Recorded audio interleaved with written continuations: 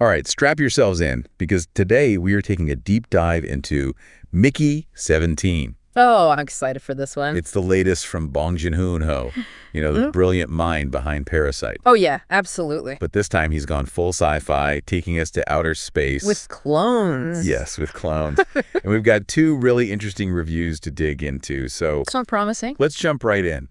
Now, the basic premise is that we've got this character, Mickey Barnes. Oh, I love the name already. Very sci-fi. Right. He's an expendable. So basically, his consciousness gets downloaded into a new body every time he dies. Like a video game, but with real-life consequences. Exactly.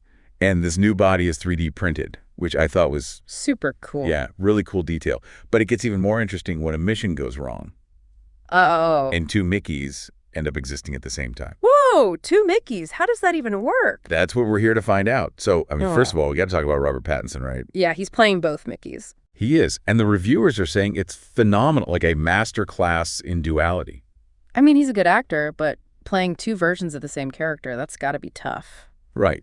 So how do you even begin to approach a role like that? I'm curious what you think.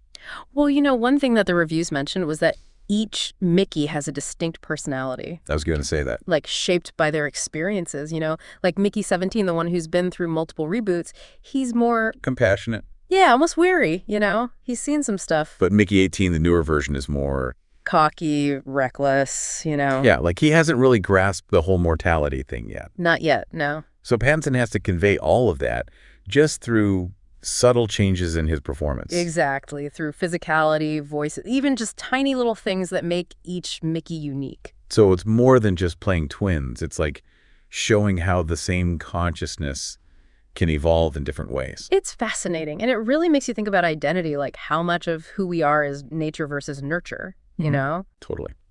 Okay, but let's move on to the visuals, because the reviewers were raving about the cinematography. Who Bong Joon-ho is known for his stunning visuals. Yes, he is.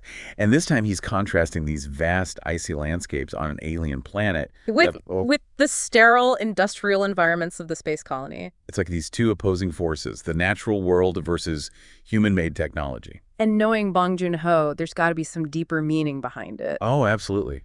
This is a director who loves to weave social commentary into his films. He's not afraid to make you think. And it sounds like Mickey 17 is no exception. So based on the reviews, what kind of social commentary are we seeing this time? Well, the reviewers pointed to themes of authoritarianism and colonialism. Interesting. So is it like a cautionary tale about the dangers of unchecked power? Maybe the reviewers highlighted this character, Kenneth Marshall, the colony leader. Okay, yeah, I remember reading about him. He seems to embody those authoritarian tendencies, and there's a striking visual detail where his followers all wear these Red hats? red hats, yes, like a symbol of blind allegiance and conformity. Oh, I can already see the symbolism discussions brewing online. Oh, for sure. People will be analyzing those red hats for weeks. But it's not all doom and gloom, is it? Because one of the reviews really emphasized the role of Nasha, Mickey's girlfriend. Yeah, played by Naomi Ackie. And she's not just a love interest. She's like a moral compass for Mickey. It makes sense in a world of clones and shifting identities. You need someone to ground you in reality, right? Absolutely. Someone to remind you of what it means to be human. And that's what Nasha seems to represent. She's the heart of the film amidst all this sci-fi chaos. Okay, so we've got mind-bending concepts, incredible performances, and stunning visuals. But There's a but. there's always a but, right? Yeah. Because the reviews also hinted at some potential issues with the film. Okay, let's hear it. What didn't quite work? Well, one thing that stood out was the reviewers felt like the supporting characters, besides Nasha, weren't really fleshed out. Oh, interesting. So they felt like they were a bit underdeveloped. Yeah, kind of like they were just there to serve the plot and not much else. I see. Did they mention any specific characters? Yeah, Timo, played by Steven Yeun. Oh, wow. That's a shame. I mean, Steven Yeun is such a fantastic actor. He could have brought so much depth to that role. Right, and it feels like a missed opportunity because in a story about clones and identity, the supporting characters could really add another layer to the whole thing. Exactly. Like, imagine how Timo would react to seeing multiple Mickeys running around, each one claiming to be the original. Yeah, it would mess with your head, wouldn't it? Like, who is the real Mickey? And which one deserves your loyalty? So it sounds like the film could have explored those relationships more deeply, showing the impact of Mickey's situation on the people around him. Definitely. It would have added more emotional weight to the story. Okay, but apart from the characters, were there any other issues that the reviewers pointed out? Well, a couple of them mentioned that the pacing felt a bit uneven at times. Like the story was trying to do too much at once. Too many subplots, maybe. Yeah, exactly. There's this whole thing with these creatures called creepers that seems to come out of nowhere. Creepers. Hold on, we haven't talked about those yet. Oh, right. So the creepers are these indigenous life forms on the planet where the colony is located. They seem to play a role in the conflict, but the reviewers felt like their inclusion was a bit distracting. Hmm. Almost like they were trying to shoehorn in an action element that didn't really fit with the rest of the film. Yeah, kind of like, oh, and by the way, there are also alien monsters to worry about. Yeah, so it sounds like they could have streamlined the story a bit, maybe focus more on the central conflict between the two Mickeys. I think so, because that's where the real heart of the story lies, right? Right. Okay, so we've talked about the supporting characters and the pacing.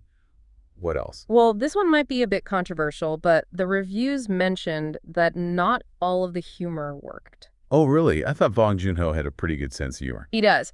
But the reviewers specifically called out Mark Ruffalo's performance as Kenneth Marshall, the colony leader. Okay, and what was wrong with his performance? Well, they said it was a bit too over the top, almost cartoonish. So, like, he was playing the villain as a caricature? Yeah, something like that. Huh. I wonder if that was a deliberate choice by Bong Joon-ho. Like, maybe he was trying to satirize the absurdity of authoritarian figures. That's possible. But the reviewers felt like it didn't quite land and maybe even detracted from the seriousness of the film's message. Yeah, it's a tricky balance, isn't it? Trying to make a point about the dangers of power while also keeping things entertaining. Exactly. And sometimes humor can be a risky way to do that. Okay, so humor is a bit hit or miss. Anything else? Last but not least, the ending seems to be a point of contention. In what way? The reviewers described it as rushed and unsatisfying, like they just wanted to wrap things up quickly. Oh, that's disappointing. Especially in a film with so much potential. I know, right? And a good ending is so important because it's what leaves the audience with a lasting impression. It's like the final note of a song and needs to resonate. Exactly. And in this case, it sounds like the ending left the reviewers feeling a bit cheated. Like they had invested all this time in the story and the characters, but then it just fizzled out. It makes you wonder if maybe they ran out of time or budget or something. Yeah, or maybe they just couldn't figure out a way to tie up all the loose ends in a satisfying way. Well, I guess we'll have to see for ourselves when we watch the film. I'm still curious to see how it all plays out, even with the flaws. Me too. So it sounds like we've got a mixed bag here. Some really strong elements like the performances and the visuals, but also some potential weaknesses in the pacing, the humor, and the ending. Yeah, a classic case of high expectations not quite being met. But hey, that doesn't mean it's not worth watching. Absolutely not. I think there's still a lot to appreciate in Mickey 17, even with its flaws. Okay, so we've covered the potential downsides of the film. Now let's shift gears and talk about what the reviewers loved about Mickey 17. What makes it a film worth watching, despite its flaws. Well, the acting is definitely a highlight. I mean, Robert Pattinson as both Mickeys is just mesmerizing. Oh yeah, the reviewers could not stop praising his performance. And I can see why it's such a nuanced portrayal. He really captures the essence of each Mickey. Like we were talking about before, Mickey 17 is so world-weary, so haunted by his past lives. Yeah, he's carrying the weight of all those deaths and rebirths. You can almost feel it in his eyes. But then you have Mickey 18, who's all bravado and recklessness. Yeah, like he hasn't quite figured out what it means to be truly alive. It's such a fascinating contrast, and Pattinson manages to make both Mickeys feel fully realized. And it really raises those questions about identity, you know? Like, if you could keep creating copies of yourself. Would they all be the same person? Exactly. Or would they each diverge and become their own unique individual? It's like a nature versus nurture debate played out on a cosmic scale. It really makes you think. And then there's the visual aspect of the film, which is just... breathtaking. Yeah, breathtaking. The reviewers were raving about the cinematography. They were especially impressed by the contrast between the icy landscapes of the alien planet And the stark industrial feel of the space colony. just like those two settings represent the two sides of humanity, you know. Mm-hmm. The pristine beauty of nature versus our need to control and dominate. And it's not just a visual contrast. I think it speaks to the film's themes as well. Right, like, are we doomed to repeat our mistakes even when we venture out into the stars? Exactly. And that's where the social commentary comes in, because Bong Joon-ho is not afraid to tackle some big issues. He's a master of weaving those deeper messages into his films. Yeah, and in Mickey 17, he seems to be exploring themes of authoritarianism, colonialism, and the ethics of cloning. It's a lot to unpack, but it's done in a way that's both thought-provoking and entertaining. And one thing that really struck me was the reviewers' comments about the Expendables program. Oh, right, the whole idea of treating human consciousness as a disposable resource. Yeah, it's a chilling concept, and it raises all sorts of questions about the value of human life in a technologically advanced society. Especially when you consider the potential for exploitation. Right, like who benefits from this technology Hmm. and who gets left behind? Like Bong Joon-ho is holding up a mirror to our own world and asking us to examine our priorities. It's a powerful message and one that I think will resonate with a lot of viewers. So it sounds like even though Mickey 17 has its flaws, Yeah, there are definitely some areas where it could have been stronger. it's still a film that's worth watching. Oh, absolutely. It's visually stunning, thought-provoking, and emotionally engaging. And at the end of the day, isn't that what we want from a film? Something that stays with you long after you've seen it. Exactly. Yeah. So, dear listener, if you're looking for a sci-fi thriller that's more than just explosions and special effects, A film that will make you think and feel. then I think you should definitely check out Mickey 17. You might not agree with everything it has to say, but it's sure to spark some interesting conversations. And that's what we're all about here at The Deep Dive, right? Getting people talking, thinking, and engaging with the world around them. So go see Mickey 17. Form your own opinions.